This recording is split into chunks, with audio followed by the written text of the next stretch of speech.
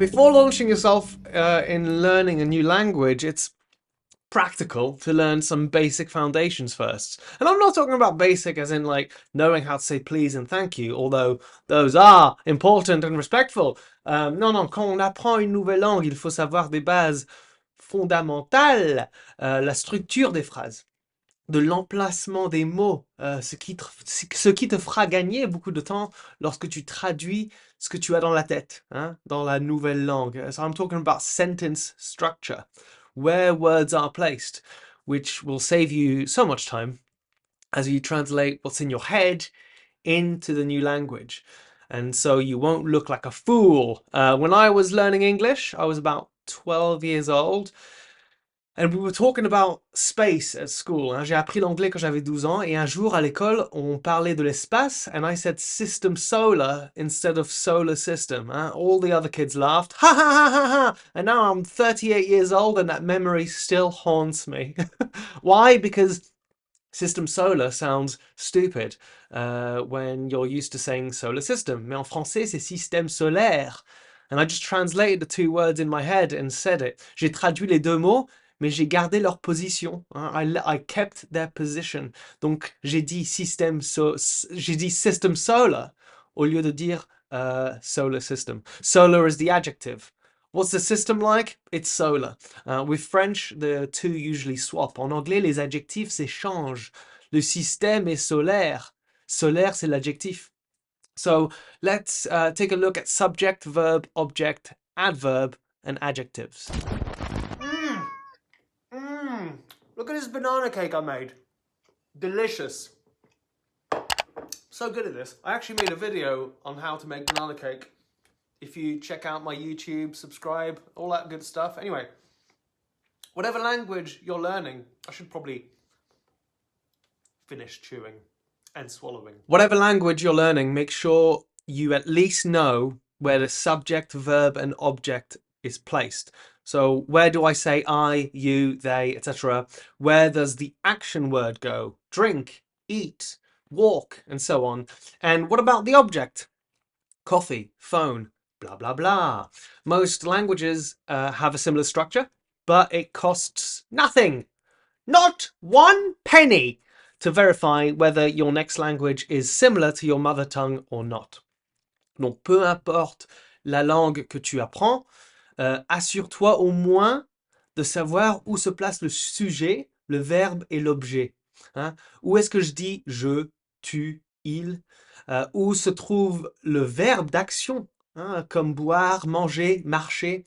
Et où va l'objet, comme café, téléphone, etc. La plupart des langues suivent une structure similaire, mais ça ne te coûtera rien de vérifier si la langue que tu apprends ressemble à la langue maternelle. So my goal is to eventually be fluent in English, French, Spanish, Italian, Russian, Arabic and Chinese because I don't really have any friends. So I might as well give myself something to do till my inevitable death. So let's take a look at some examples. All right. So en anglais, c'est subject, verb, object. I drink coffee. I drink coffee. Subject, verb, object. In French, en français, sujet, verbe, objet. Same thing. Je bois du café. Je bois du café.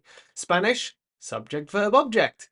Yo bebo café. But it can be flexible because you can remove the yo. You can just go bebo café. Yo, yo, yo. You can remove the yo.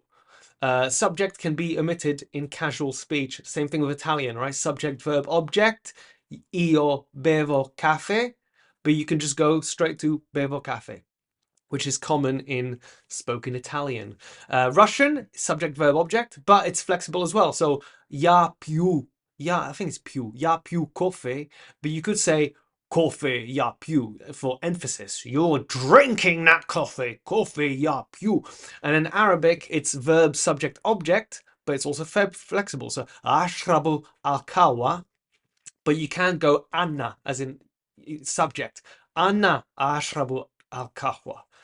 And then Chinese, subject, verb, object. So, 我喝咖啡. 我喝咖啡. And Japan, what's Japan? Kohio nomimasu. Oh, okay, so watashi wa kohiro nomimasu. So it's the same. So basically, for every one that I'm learning, it's subject, verb, object, pretty much. And I assume it might be the same for you, but do let me know what you're learning. I'd love to know what's out there in the big wide world of languages. Now, let's take a look at adjective and adverbs.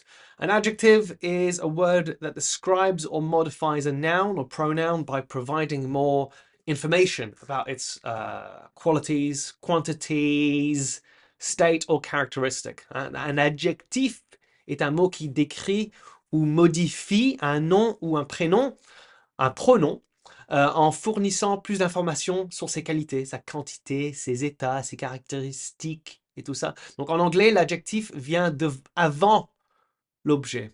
Hein? I drink hot coffee. Hot coffee. It's a red car. En français, most adjectives comes after the noun. Hein? Donc je bois du café chaud. C'est une voiture rouge. I drink hot coffee, mais je bois du café chaud. And there are some exceptions in French, of course there is. Some common adjectives referencing beauty, age, goodness, size are placed before the noun. C'est un beau paysage, it's a beautiful landscape. J'ai un petit problème, I have a small problem. So size or beauty. And some adjectives change meaning depending on placement. So un grand homme, a great man. Un homme grand, a tall man. So there's variations and there's no easy fixes. It's just a matter of practice, trial and error, but useful to know all this, right? It actually means that you don't have to be hard on yourself when you make mistakes because it's kind of complicated. But that challenge, that difficulty means it can be embraced, right? Of course I'm going to make mistakes. This is difficult. So I might as well enjoy myself in the process. Let's move on to Italian and Spanish. Basically the same rules as French. Italien et espagnol sont similaires avec le français, comme le français. Donc, adjective usually comes after the noun. That's the default. So, bevo il caffè caldo. Bebo caffè caliente. So it's after. Hot, it's like I drink coffee hot. È un macchina rossa. It's a red car. Es un coche rojo. O carro rojo, depending on Latin American. So some come before the noun, right? Some reasons, adjectives to emphasize, again, beauty, age, goodness, and size. A good way to remember it is bags. Beauty, age, goodness, and size. Bags, baby. È un bel giorno. It's a beautiful day. È un vecchio amico. I have an old friend, as in a long-time friend. È un vecchio amico. But meaning, again, can change depending on position. So, un caro amico, a dear friend. Un amico caro, an expensive friend.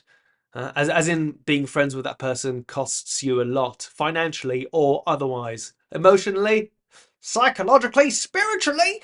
Y ahora en español, now in Spanish, es un gran hombre, it's a great man. Un vieja amiga, an old friend, as in a long-time friend. And then once again, the position thing. Un pobre hombre, a poor man. I made a mistake there. Instead of saying poor, I should have said unfortunate.